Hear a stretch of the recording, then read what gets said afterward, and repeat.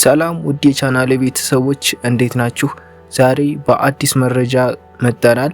ፍቅር ሰቱ ወይንም ቤዛ ልታገባ እንደሆነ ሰምተናል። ሽምግልናም ተልኮ ሽምግልናው በፍቅር ሰቱ ወይንም በቤዛ ቤተሰቦች ዘንድ ተቀባይነት አግኝቶ ተመልሷል። ፍቅር ሰቱ ማንን ነው የምታገባ የሚለው መልስ በቪዲዮ መጨረሻ የምንመልስላችሁ ይሆናል። የዚህ ቻናል ቤተሰብ ካልሆናችሁ ሰብስክራይብ የምትለውን በተን በመንካት ቤተሰብ መሆን ይችላሉ። ፍቅር ሰቱ እንደምናውቃት እንግዲህ አፍላ ፍቅር ላይ የያሬድ ፍቅረኛ ሆና የምትሰራዋ በትወና ስሟ ቤዛ የምንላት ልጅ ነች። ከዚህ በፊት ከብዙ ሰዎች ጋር ትዳር ልትመሰርት ነው እየተባለ ነበር። እሷ ግን እኔ አላገባም እቆያለሁ እያለች ነበር።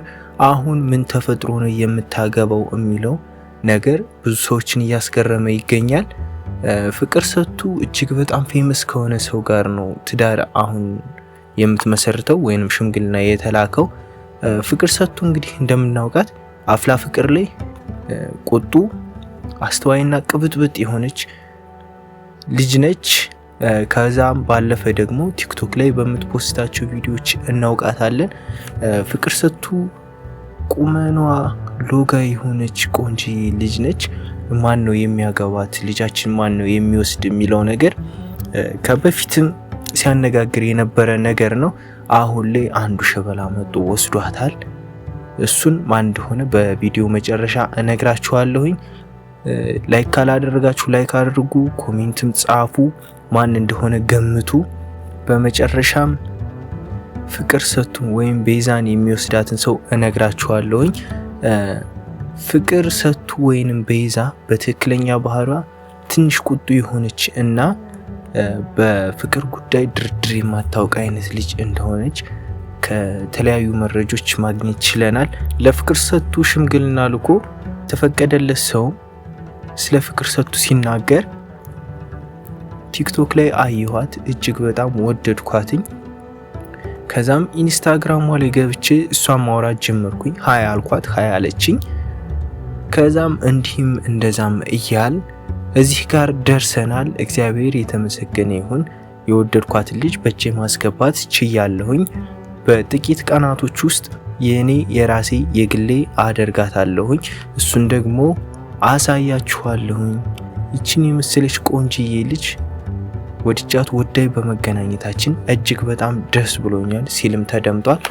ፍቅር ሰቱ ማንን እንደምታገባ ኮሜንት ጋር መጻፋችሁን አትርሱ። ግምታችሁን ማወቅ እፈልጋለሁኝ። ፍቅር ሰቱ ማንን እንደምታገባ አሁን እነግራችኋለሁ። ፍቅር ሰቱ የምታገባው እጅግ በጣም ፌመሱን ቲክቶከር አዶናይ ነው። አዶናይ ስለ ፍቅር ሰቱ ወይንም ስለ ቤዛ ሲናገር ያየኋትኝ ቲክቶክ ላይ ነው። ከዛም አፍላ ፍቅር የተባለ ድራማ አክተር እንደሆነች አወቅኩኝ። ኢንስታግራሟ ላይ ገብቼም ሀይ አልኳት፣ እሷም ሀይ አለችኝ። እጅግ በጣም እንደወደድኳትና እንደማደንቃት ነገርኳት። እሷም በተመሳሳይ እንደምትወደኝና እንደምታደንቀኝ ነገረችኝ። ከዛም እንዲህም እንደዛም እያል ለብዙ ወራቶች ማውራታችንን ቀጥለናል። አሁን ሀሳባችን ፍሬ አፍርቶ ለሰዎችም የሚታይ ዛፍ ይሆን ዘንድ ፍቅራችንን ይፋ አውጠናል። ለቤተሰብ ሽማግሌ ልክ ያለውኝ ተፈቅዷል። በቅርቡ አግብቻት የራሴ አደርጋታለሁኝ ሲል ተደምጧል።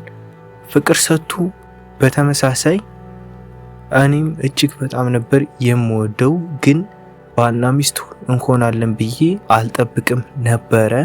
ሲያወራኝ በጣም ነው የደነገጥኩት። ለሱ በፊትም ስሜት ስለነበረኝ ሀሳቡን ለመቀበል ጊዜ አልፈጀሁኝም ነበረ። ቤተሰቦችም ተስማምተው ሀሳባችን ወደውልን ለትዳር ፈቅደውልናል። ለዚህም እግዚአብሔር ይመስገን ደስ ብሎኛል። በቅርቡ ተጋብተን ለሰርግ እንደምንጠራችሁ እርግጠኛ ነኝ ስትል ተደምጣለች። ሰብስክራይብ ማድረጋችሁን እንዳትረሱ። መልካም ጊዜ